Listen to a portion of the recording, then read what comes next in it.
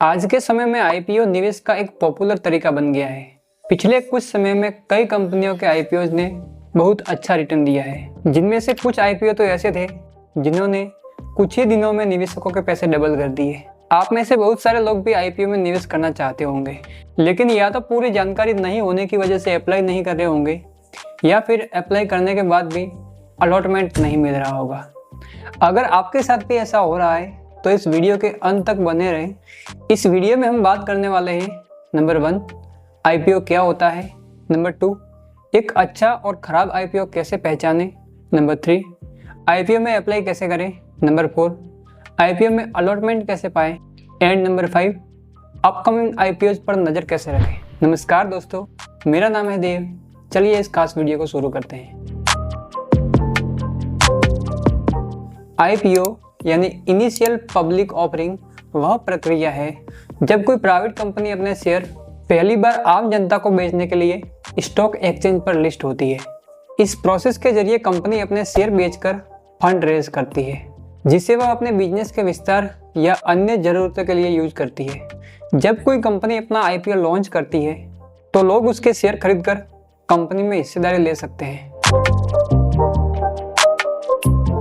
दोस्तों, सभी IPO profitable नहीं होते, इसलिए इनमें निवेश करने से पहले ये जानना जरूरी होता है कि कौन सा आईपीओ निवेश के लिए अच्छा है और कौन सा नहीं।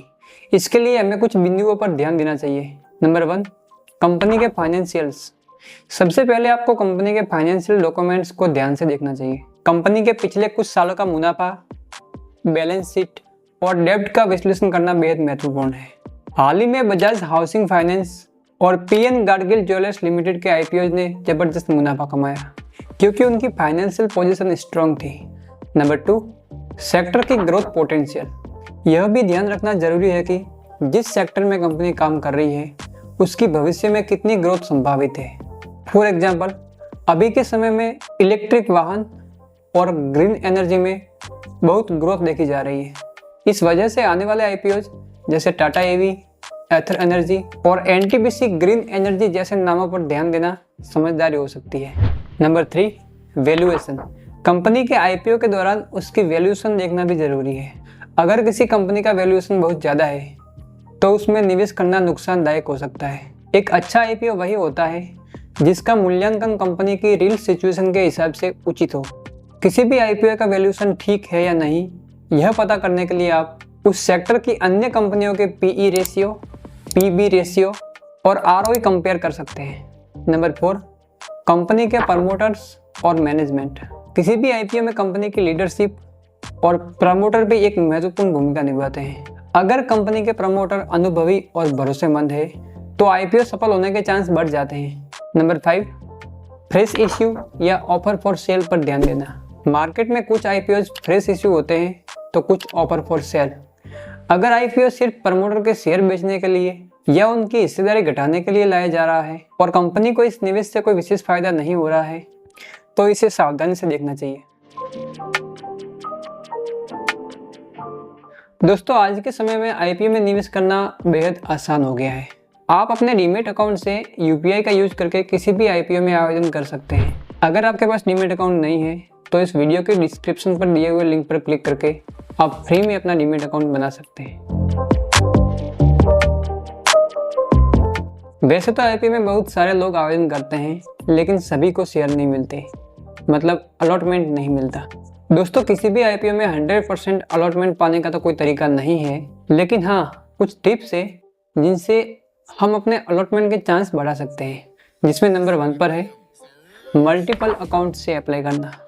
आईपीओ में अलॉटमेंट मिलने की संभावना को बढ़ाने के लिए आप एक से अधिक डीमैट अकाउंट्स का यूज कर सकते हैं। उदाहरण के लिए आप अपने परिवार के सदस्य जैसे आपकी वाइफ, मम्मी पापा आदि के नाम से भी आईपीओ अप्लाई कर सकते हैं या बच्चों के नाम पर अलग अलग आवेदन कर सकते हैं। इस तरह अलग अलग अकाउंट से अप्लाई करने से अलॉटमेंट के चांस बढ़ जाते हैं। Tips number 2 apply eight cut off price.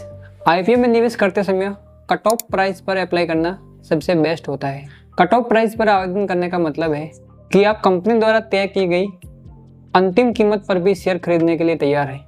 इससे आपके अलॉटमेंट के चांस बढ़ जाते हैं। टिप्स नंबर 3 रिटेल कैटेगरी में सही साइज का आवेदन करें।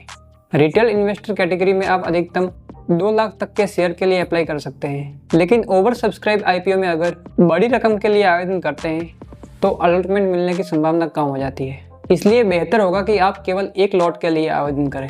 इससे अलॉटमेंट के चांस बढ़ते हैं, क्योंकि लॉटरी में सभी को एक लॉट के हिसाब से प्राथमिकता मिलती है। टिप्स नंबर 4, अन्य कोटे से आवेदन करें।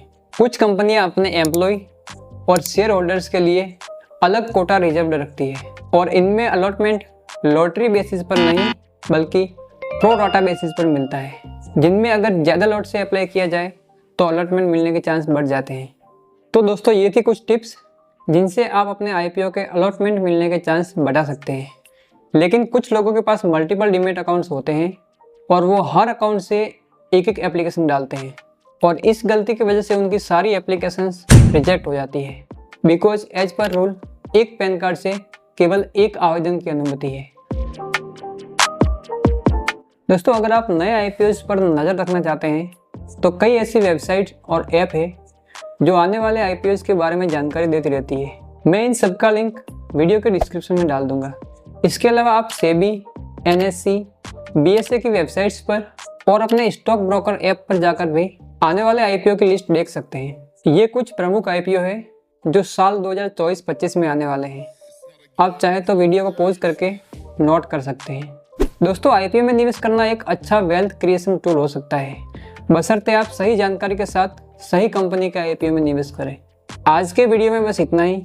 आपको ये वीडियो कैसा लगा मुझे कमेंट में बताएं और ऐसे ही यूजफुल वीडियो देखने के लिए इस चैनल को सब्सक्राइब जरूर करें। मैं मिलता हूँ किसी और वीडियो में, तब तक के लिए हैप्पी इन्वेस्टिंग।